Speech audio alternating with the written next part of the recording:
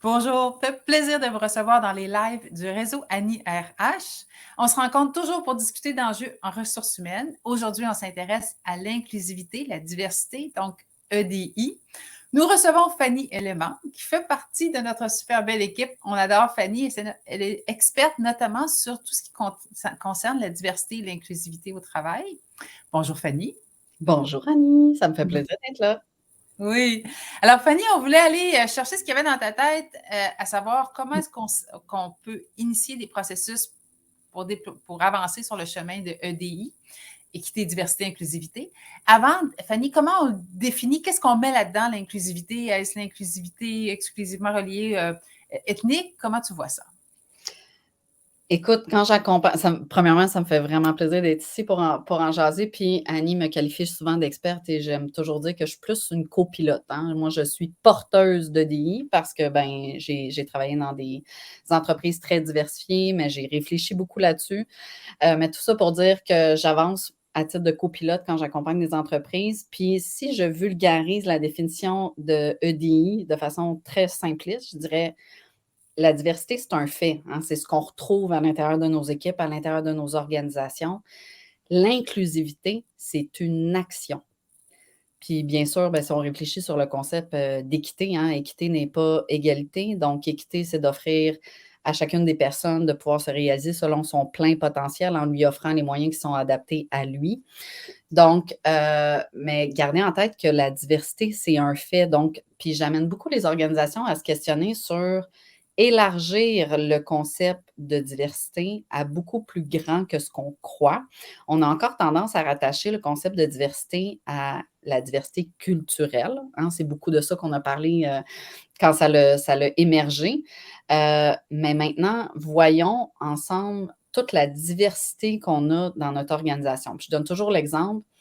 C'est faux de penser que seulement les entreprises, les organisations qui sont très diversifiées en termes culturels, en termes de genre, doivent se questionner sur EDI. Une entreprise qui peut être 100%, hein, 100% de ses ressources proviennent du Québec. Premièrement, on s'entend que maintenant, on a des Québécois, des Canadiens de quatrième, cinquième souche, donc qui ont grandi ici, hein, mais qui proviennent de d'autres cultures. Fait qu'il y a toute cette diversité-là. On peut se retrouver devant quelqu'un qu'on pense qui provient de la diversité culturelle et qui est 100% québécois.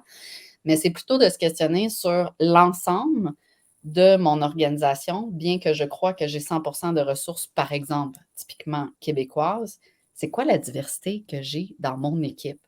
Puis quand on parle de diversité, hein, bien sûr, on a la diversité culturelle, on a la diversité au niveau du genre, on a la diversité au niveau des générations, des âges, de la provenance du milieu socio-économique, par exemple, la diversité au niveau des compétences, la diversité au niveau des études professionnelles que les gens ont fait. Donc, voyons le concept de diversité beaucoup plus large que ce qu'on croit que c'est.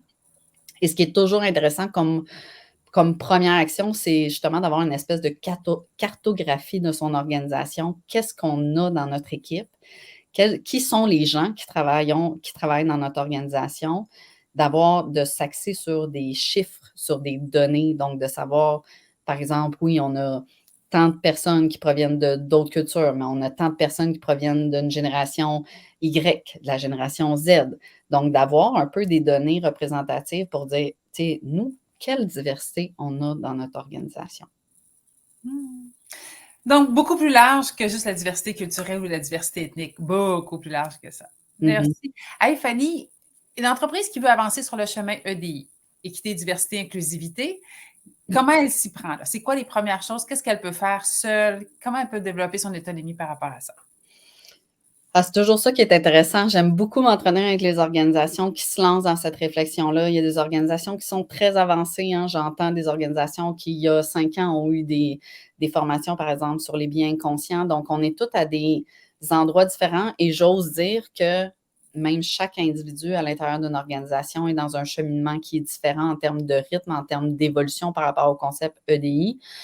Moi, j'aime beaucoup dire, comme je te le disais tantôt, être copilote, hein, accompagner les organisations parce que, à l'intérieur de ces organisations-là, il y a tous des êtres humains. Vous savez, chaque être humain va avoir une présence de biais inconscient. Fait que c'est tout de rendre ce processus-là à la conscience plutôt qu'à l'inconscient. Je disais de partir de données, hein, d'analyser qu'est-ce qu'on a dans notre équipe comme diversité, comment on peut adapter nos pratiques de gestion. Puis, je dis souvent, si je vulgarise, la diversité, c'est un fait, l'inclusion, c'est une action. Donc, c'est quoi aussi? On a peut-être des actions qui sont en place, mais qu'on n'en fait pas la promotion, qui sont des actions qui favorisent l'inclusivité, puis d'avancer petit pas à petit pas. Une des erreurs, hein, fréquentes qu'on voit, c'est: «OK, on revoit, la marque employeur. On veut rajouter de l'inclusivité», on en entend beaucoup parler, on veut rajouter du EDI dans notre marque employeur.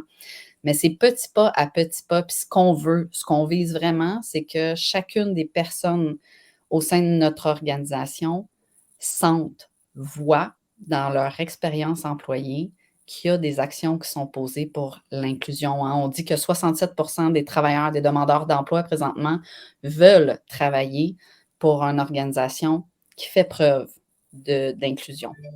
Donc, c'est de se questionner sur qu'est-ce qu'on a, nous, peut-être déjà comme initiative, qu'on peut faire un petit peu plus la promotion, ou qu'est-ce qu'on veut mettre de l'avant, mais c'est de le voir petite action par petite action.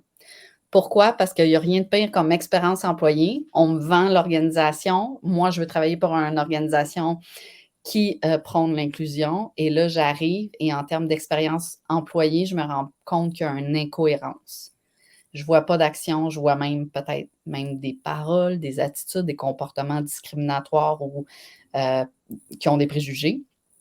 Et là, je me retrouve avec une espèce d'incohérence et ça va m'amener peut-être à quitter parce que ce que je veux, c'est travailler pour une entreprise, une organisation qui fait preuve d'inclusion. Fait que ce qu'on veut s'assurer, c'est que l'expérience employée que l'employé va vivre dans notre organisation va être très cohérente avec ce qu'on lui vend en termes d'inclusion quand on rencontre peut-être des futurs employés. Hey, Fanny, ce que je vais dire trahit mon âge à moi, mais je trouve que c'est éclairant peut-être pour les gens qui nous écoutent aussi de quand on parle EDI, un des chemins qu'on tente d'expliquer, c'est souligner l'unicité de tous et chacun, célébrer l'unicité. On l'a vu dans de la littérature antérieure, c'était beaucoup regroupé sous la nomenclature de sécurité psychologique. Pour moi, la sécurité psychologique, c'était la grand-mère ou la grand-père de EDI. Alors, c'est ces concepts-là qu'on ramène quand on parle de l'unicité de la personne. Ça peut être sur tellement différentes façons, mais que la personne soit célébrée dans ce qui la rend unique et qu'elle ne se sente pas dans l'obligation de changer pour accommoder le groupe, mais bien que le groupe est dans l'acceptation. Mmh. Tellement, Annie, puis si je peux rajouter là-dessus puis bâtir sur ce que tu apportes, il y a 2 besoins socio-psychologiques ultra importants quand on parle de DI. C'est justement la valorisation de l'unicité propre de chaque personne qui est dans mon organisation. Chaque personne peut réaliser son plein potentiel, peut être qui il veut. Fait que toute la notion de sécurité psychologique, mais il y a aussi le sentiment d'appartenance, qu'on met en place des actions, des pratiques qui vont développer le sentiment d'appartenance dans nos équipes. Donc, c'est les 2 besoins, hein, qui sous-tendent tout ce qui est EDI. Je veux m'assurer d'avoir des actions claires, ciblées, conscientes, qui vont permettre à chacune des personnes de se sentir valorisées à travers qui ils sont de façon unique, mais aussi, que ces gens-là puissent avancer vers un objectif commun et développer un sentiment d'appartenance où est-ce que les valeurs vont être partagées puis que tout le monde va pouvoir s'y retrouver. Mmh. Hey Fanny, tantôt, tu nous parlais des erreurs que les gens commettaient parfois, puis toute l'idée de, il y a une incohérence entre l'expérience employée que je vis et la marque employeur qu'on m'a proposée au moment de mon embauche. Ça serait le fun de t'entendre nous parler des exemples d'incongruités que tu vois, des erreurs que tu vois des gens commettre. Puis, je peux peut-être partir le bal parce que moi, une des erreurs que je vois sur le plancher, c'est on a avancé sur EDI, on a une politique, une règle, un guide EDI, mais ça ne percole pas dans l'ensemble de l'organisation parce que c'est scindé en silos sous la nomenclature EDI. Alors qu'on a de nombreux processus administratifs, des processus de gestion, et que EDI, si on veut que ça fonctionne, il faut que ça soit répandu, il faut que ça soit intégré dans chacune de ces processus-là. Donc, que ce soit mon processus en ressources humaines, on peut penser recrutement, évaluation de la performance, promotion, tout ça. Je vais l'intégrer là-dedans, mais aussi au sens plus large, que ce soit au département des ventes, des achats, partout, il faut que je le retrouve. Fait que moi, c'est une des erreurs que je vois sur le plancher. Tantôt, tu parlais d'incongruités individuelles que les gens peuvent vivre. Est-ce que tu as des exemples qui te viennent en tête, Fanny? Bien, c'est tout de l'ordre, hein, je rebondis sur ce que tu as dit, Annie, tout de l'ordre de nos pratiques de gestion. Tu sais, une première chose, je pense, à voir en termes de DI, c'est qu'est-ce qu'on fait déjà puis qu'on peut bonifier pour favoriser plus d'inclusion. Quand on parle des pratiques de gestion, par exemple, tu parlais de gestion de la performance, mais le feedback en continu, la reconnaissance. Je ne vais pas faire une reconnaissance à un baby boomers comme à un millénial, par exemple. Fait que, tu sais, cette diversité-là, hein, les deux proviennent de la même culture. Par contre, en termes de besoin de reconnaissance, je vais m'adapter à chacune de ces personnes-là. Quelqu'un arrive dans mon équipe, me dit, moi, boss, j'ai besoin d'avoir du feedback en continu. Moi, j'ai besoin de savoir qu'est-ce qui va bien, comment je peux me développer, c'est quoi mes opportunités d'amélioration. Je vais m'adapter le plus possible à cette réalité-là. Hein. On parle beaucoup plus d'un leadership de proximité, d'être proche de nos gens, versus un baby boomer. Je donne tout le temps l'exemple quand je donne la formation. Hein. Demain matin, je fais une belle formation sur la reconnaissance non monétaire. À tous les jours ou à toutes les semaines, je vais voir, par exemple, quelqu'un qui est baby boomers et je ne crée pas cette généralité-là. Il y en a des baby boomers qui ont besoin de reconnaissance au quotidien, mais je prends tout le temps l'image de mon père. À toutes les semaines, je vais le voir pour lui dire hey, merci pour ton beau travail. Il va me dire hey, as-tu suivi une formation?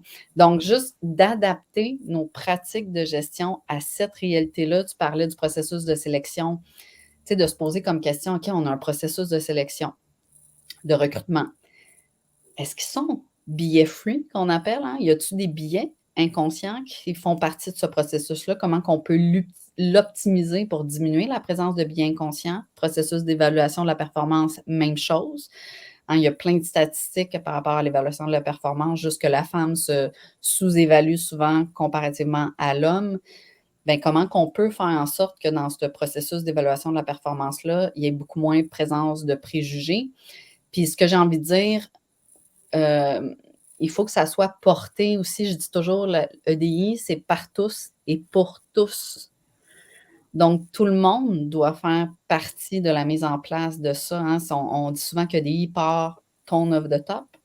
Donc, ça part d'en haut. Bien, tout le monde doit amener ça à la conscience qu'on veut faire plus d'inclusion, qu'on veut faire en sorte qu'on pose des actions qui vont avoir un impact concret sur le fait que chacune des personnes de notre organisation va se sentir inclus, reconnue, valorisée à leur juste valeur, puis on va avoir la possibilité de se développer à leur plein potentiel.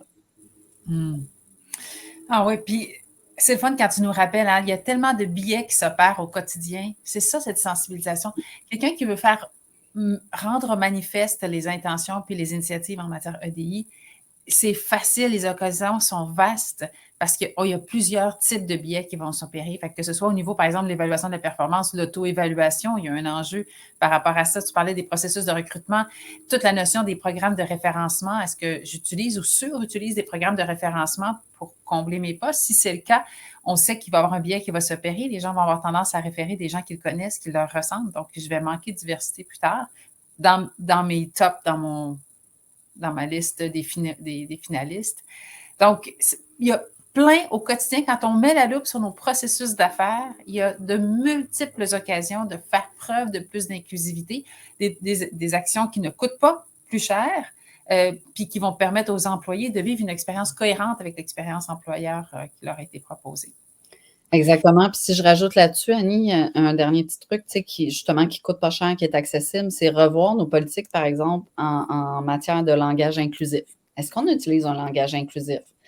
Tu sais, moi, j'ai développé cette pratique-là dans les dernières années. Dès que j'envoie un courriel à quelqu'un, quand je m'adresse à plusieurs personnes à un groupe, hein, je rajoute toujours participant.e.s, donc de rendre nos communications plus inclusives, qui peuvent s'adresser à tout le monde. C'est le genre de pratique gratuite et accessible qui est faisable pour ajuster aussi nos politiques, mais aussi nos communications à l'interne.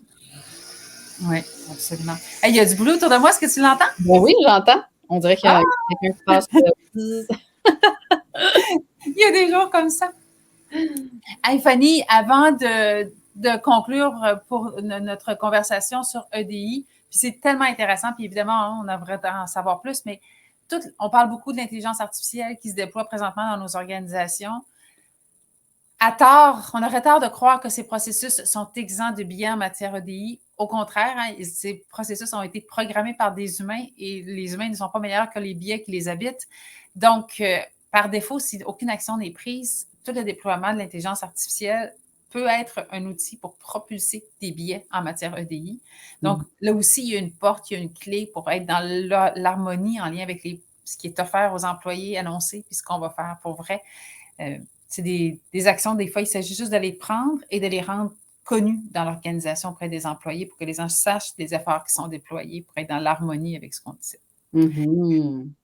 Hey Fanny, les bruits se sont tassés. On arrive vers la fin de notre discussion. Qu'est-ce que tu aimerais qu'on retienne de notre échange, Fanny? Moi, ça sur quoi je mets beaucoup l'emphase quand j'échange avec les gens sur EDI, c'est vraiment de voir ça comme un processus. Mais ce qu'on veut, c'est vraiment d'amener le concept de diversité et d'inclusion à la conscience pour qu'en découle de ça des actions concrètes. Fait que moi, ce que je dirais qui est important de retenir, c'est que c'est un processus. C'est très, je pense que c'est très dangereux d'avancer trop vite sur le sujet, de se lancer dans des grandes actions, mais qui ne seront pas ressenties à l'interne. Donc, ce qu'on veut, on est en moment de pénurie de main-d'œuvre, d'enjeux au niveau de la rétention de la main-d'œuvre aussi. On ne veut pas que les gens quittent notre organisation. Donc, on veut présenter une expérience justement qui est cohérente avec ce qui est projeté par l'entreprise.